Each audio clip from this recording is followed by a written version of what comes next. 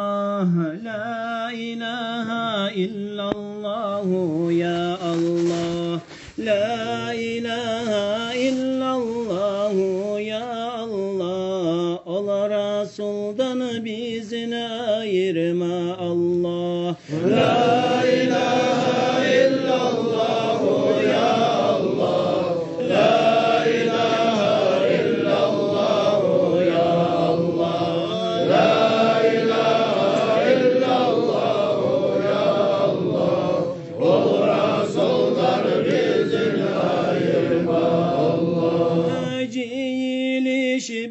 oturgan zikruga tuzle Allah seni suyagan fikruga eskereygi seni gaffaratını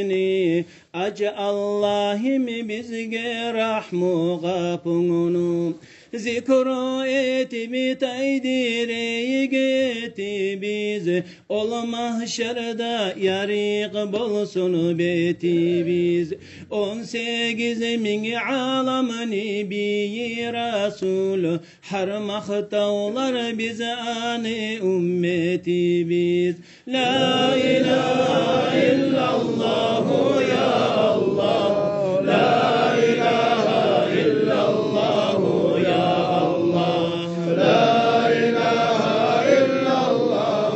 ya Allah Ol Resullar bizini ayırma Allah Resulullah koygan bizge zikrunu bu dünyadan Allah ayır bizini fikrunu bari ullu ni'madını başı sensin hay Allah'ım sağıtı bir şükrunu zikru etse tuşması issi soğukka namaz kılsak tugul arge yukka dünya uyu içi jirke yumurtka hay adar şey bize tegen umutka La ilahe illallah ya Allah La ilahe illallah ya Allah La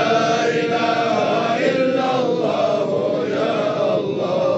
Ol Resul'dan bizini ayırma Allah Ol kaburdur ahiretini kapusu başı bizden taymayanı namusu yatib anna çiri altı sanı bizi tuzle Allah cennetle canı biz gerti mümin bu dünyaya karamay Azirail gelip kala soramay ozu busa malayikini silisi dünya uyu bitmeyi kala hilisi La ilahe illallah ya Allah La ilahe illallah ya Allah La ilahe illallah ya Allah Ol Resul'dan bizini ayırma Allah Oylaşa biz oğlum bizden arektib Mingeni biz yığılmaygan terektib İki kardeşi düşmanı tuta birbirin Sennen mağa dünya malı gerektib Dünya malı dünya uyu kıdıragan konaktir Gelse gete geçe görgeni tuşimik Bu dünyaga aldanmagan müminler Ol sırattan uçacaklar koşimik La ilahe illallah ya Allah La